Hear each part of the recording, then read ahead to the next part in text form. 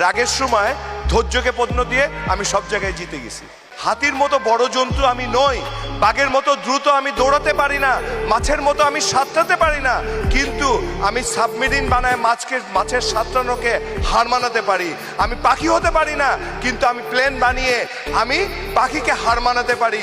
আমি বাঘের মতো দ্রুত দৌড়াতে পারি না, কিন্তু আমি গাড়ি বানিয়ে বাঘকে পরাজিত করতে পারি। এর কারণেই আমি শ্রেষ্ঠ।